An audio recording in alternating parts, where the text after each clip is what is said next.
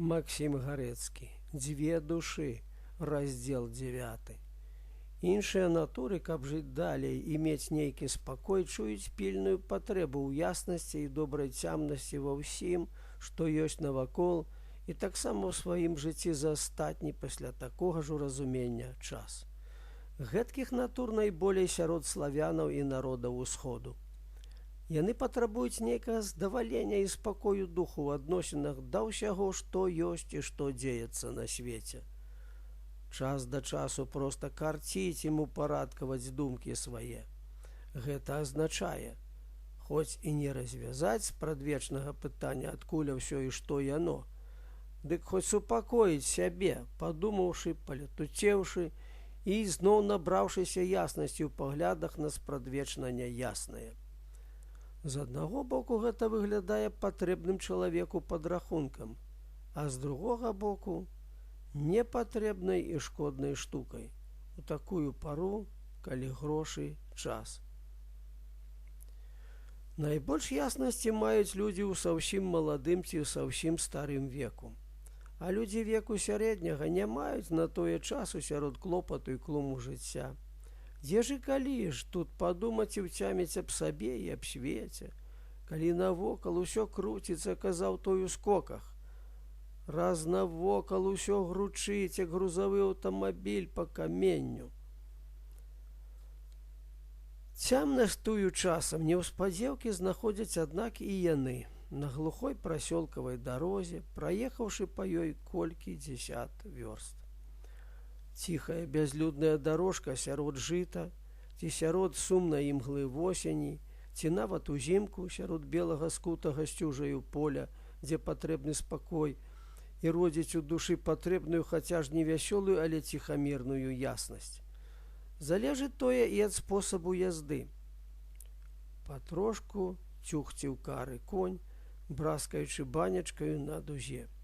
Ён паддаваў шпаркасці там, дзе дарога роўная, а яшчэ з невялічкай горкі, але найчасцей выпадала ісці ступою.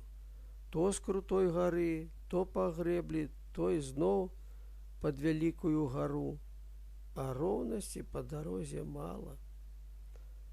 Калі патроху забылася прыкрасць з вучнем агітатарам, калі сумна і родна імгла восені ізноў патрошку ахоплівала сэрца, Абдзіраловіч пачаў набірацца той яснасці. І як маўклівасць белабрысага, з чырвонай зморшчанай шыяй падводніка ў белым жупане і белай маргелцы, як аднатоннасць дарогі, як хваравітая прыемнасць ад мулкасці на нядрохкіх калёсах, што з'явілася неўпрыцям намест мяккасці падсцеленага сена і пераходзіць няўзнаку ў нейкую нямеласць, калі праехаў не вылазячы 20, а можа і 30 вёрст.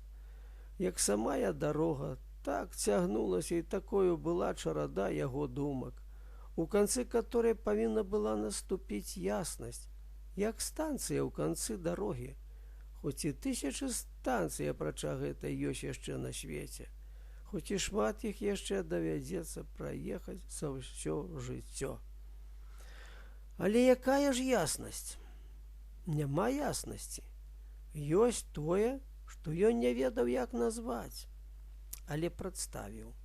Вялікая мутная лужына, ці нейкія паводкі, ці поўная дажджавой вады канава, а ў ёй паволі плыве шчэпінка. То плыве, то прыстойць, то паціху перакруціцца там, дзе была. Няма яснасці, бо няма глаўнага. І куды цяпер паплыве тая шчэпінка? Ці ж ён ведае? Няма глаўнага. Аля? Не, яна не глаўная. Што было, перагарэла. Каханне да яе сціхла, прытулілася ў куточку. А можа, зусім яго не было, і зусім яго няма?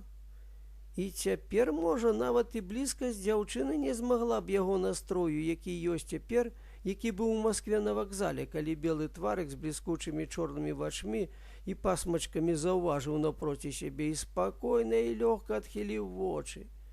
Збялелы, лёгкі і шчыры пасля хваробы. і пачуваў яшчэ на сабе той радасна вясёлы ціхі смех бліскучых дзявоцкіх вачэй, а не глядзеў і ўцяшаўся, што зрабіўся новым, другім. Дык што ж глаўнае? Курчавы дзядок, што паднасіў яму махорку ў пушачцы, казаў, што душа мае, тым і прымае, і што крычаў, абшчапіўшы колу перабой вучню: «Таварышы сяляне, паслухайце ка мне, найлепшая праграма». Гэты дзядок мае глаўнае змаганне з панскай няпраўдай, а яму гэта не глаўнае. Калі адзін голас кажа «ідзі ў партыю», другі голас насміхаецца над сваёю ж палавінкай і быццам з нейкай нядобраю цехаю шэпча: «Няма табе партыі, няма табе партыі». А вы мне, аднак жа, адкажыце, што вы робіце для бацькаўшчыны, для маткі Беларусі? Пытаецца касалапы хлапец-аратар. Што раблю? Што раблю? Чакайце. Аб чым гэта я думаў апроч таго? Ага. Вучань надта добра вымаўляе па-беларуску, а я гарэй. Мне мала і слоў, асабліва на адулячонныя паняцці. А нашто мне? Мая ж бацькаўшчына Расія. Апанавала дрымота сярод сумнай імглы восені на нядрохкіх калёсах з нейкай прыемнай, нямеючай мулкасцю боку і нагам. Да універсітэту гаварыў найбольш па-беларуску і думаў па-беларуску. Не, школа навчыла думаць па-руску. Ці ж праўда? І лавіў сябе, як думае, па-беларуску ці па-маскоўску, і не мог злавіць. А вы, аднак жа, адкажыце мне. Ён нічога не можа адказаць. Ён нават не можа адчуць усяе глыбі гора і няшчасця гэтай старонкі, што цяпер уся ж укрыта акопамі, крыжамі і магілкамі. Не можа. А вы, аднак жа... Так, аднак жа... Ён штосьці павінен рабіць. Так. Буду рабіць. Грукаталі калёсы з невялічкай горкі, разганялі дрымоту сярод сумнай імглы восені, што патроху робіцца святлейшай і весялейшай. Можа, і сонейка блісне, і тады хочацца адарвацца ад прыемнай мулкасці калёс і бегчы па дарозе.